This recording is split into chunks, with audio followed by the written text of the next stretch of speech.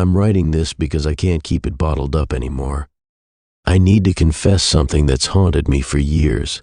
This isn't a story about a cold-blooded killer. It's about how one moment of fear led me down a path I never thought I'd travel. My name is Alex, and I'm a murderer. It all started on a chilly autumn evening in 2017. I was 22, fresh out of college and living in a small town.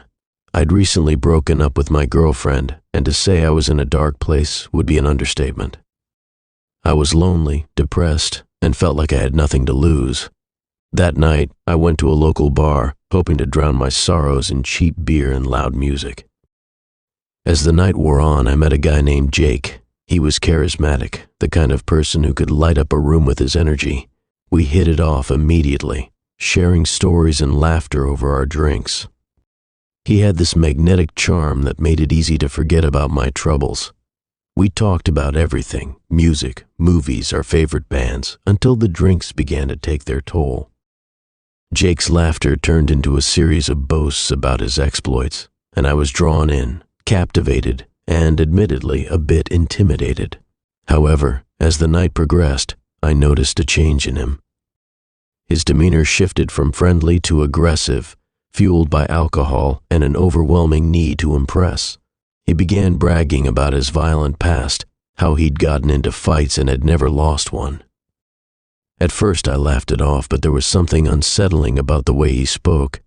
He was dangerous, and I could feel it. I should have left, but I was too caught up in the moment, trying to convince myself that I could handle it. We ended up leaving the bar together, and that's where everything went horribly wrong. Jake suggested we head to a nearby park to smoke some weed. I hesitated, but again, I didn't want to seem uncool or scared. So, we walked to the park, and that's when I realized I had made a grave mistake. In the dim light, I could see the glint of something metallic in his pocket, and my instincts screamed at me to run. But I didn't. I stayed. As we sat on a bench, smoking and chatting, Jake's stories became more violent. He talked about how he enjoyed watching people suffer, how he'd never felt remorse for his actions. My heart raced as I felt the weight of his words sinking in. I should have left right then, but I was frozen in fear, unable to find the words to excuse myself.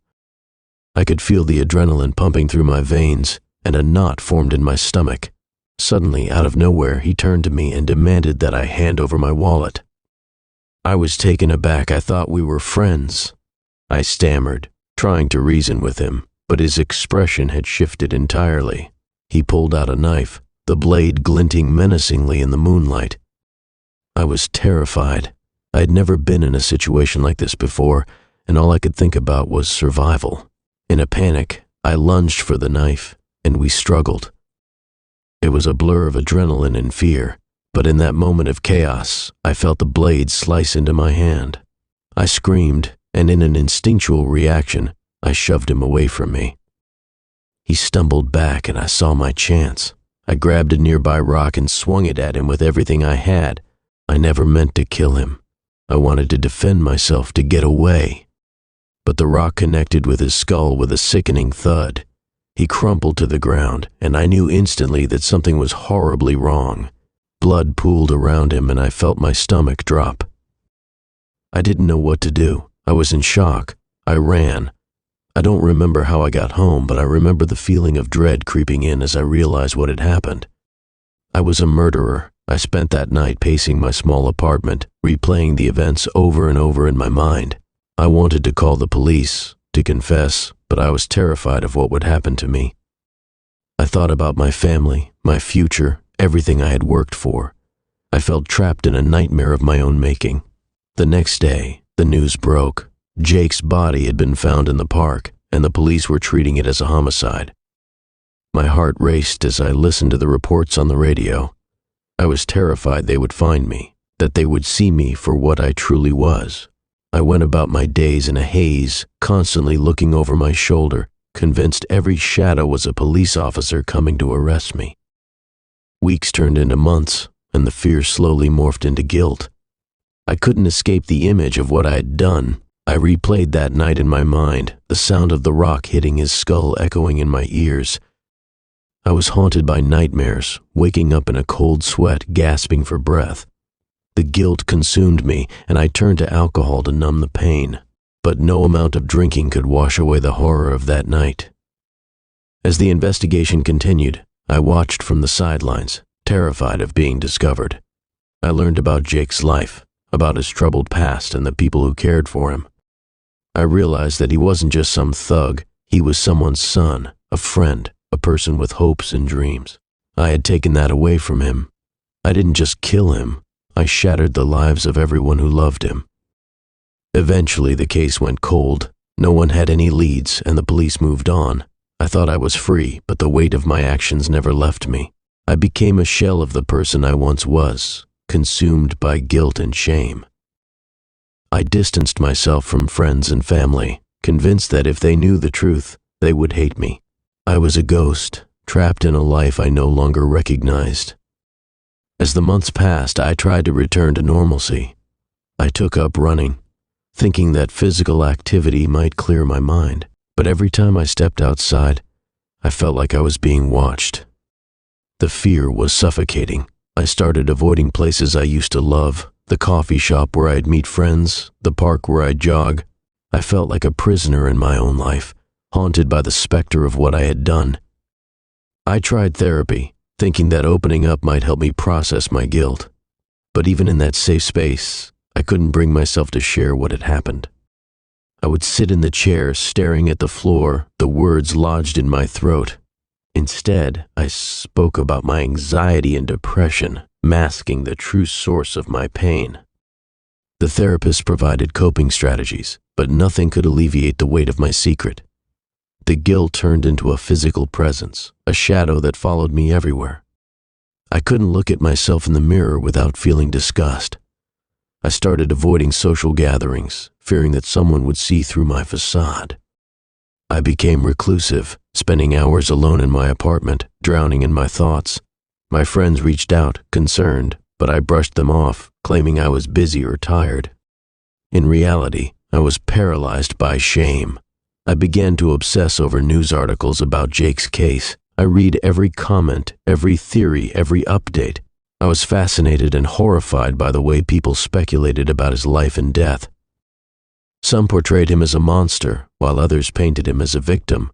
I felt a pang of anger and guilt each time someone dehumanized him. He was a person, and I had taken his life. I often wished I could reach out to his family, to apologize, to explain that it was all a mistake. But I knew that would only bring them more pain. One fateful evening, while out for a run, my attempt to reclaim some semblance of normalcy, I stumbled upon the park where it all happened. My heart raced as I stood at the entrance, a mix of fear and morbid curiosity pulling me in. The memories flooded back, and I felt bile rise in my throat. I hesitated, contemplating turning back, but something drew me in. I needed to confront my demons. As I walked deeper into the park, I could feel the chill of the evening air wrapping around me. Every rustle of leaves felt like a whispering voice, reminding me of what I had done. I reached the bench where we had sat, and there it was, the spot where my life had irrevocably changed. I sank to my knees, overwhelmed by a wave of emotion. I wept, tears streaming down my face as I finally allowed myself to feel the full weight of my actions. In that moment of vulnerability, I heard a crunching sound behind me. Panic surged through me, and I turned to see a figure approaching. It was a woman, her face pale and drawn. She stopped several feet away, her eyes wide with recognition. "You're him," she said, her voice trembling. "You're the one who killed my brother." Time froze. My heart dropped, and I could feel the blood drain from my face. I wanted to run, to hide, but I was paralyzed by fear and guilt. I had never seen her before, but the pain in her eyes was unmistakable. "I'm so sorry," I managed to whisper, my voice barely audible. "Sorry?" she spat, tears brimming in her eyes. "You think that's enough? You took him from us. You destroyed our family." Her words cut through me like a knife, and I could feel the weight of her anger pressing down on me. I never meant to hurt him. It was an accident. I was scared. "Spare me your excuses," she shouted, her voice echoing through the empty park. You took him from us and you're living your life like it's nothing. Do you even realize what you've done?" I couldn't answer her. I was drowning in shame, my heart pounding in my chest. "I think about him every day," I finally managed to say. "I wish I could take it back. I wish I could make it right." "Make it right?" she scoffed, shaking her head in disbelief. "You can't bring him back. You can't erase the pain you caused." She stepped closer, her voice lowering to a whisper. "Do you even understand the impact of your actions?" I nodded, tears streaming down my face. "I do. I swear I do. I've been living with this guilt every single day. I don't know how to fix it. I don't know how to live with myself." For a moment we stood in silence, the weight of our shared pain hanging heavy in the air. I could see her struggling with her emotions, torn between anger and sorrow. "I want justice," she finally said, her voice breaking. "I want you to pay for what you've done." "I understand," I said, my voice shaking. "I don't expect forgiveness. I don't know if I deserve it. But I'm here, and I'll face whatever you want." She looked at me, her expression unreadable. "You think it's that simple? You think you can just apologize and everything will be okay? It doesn't work like that."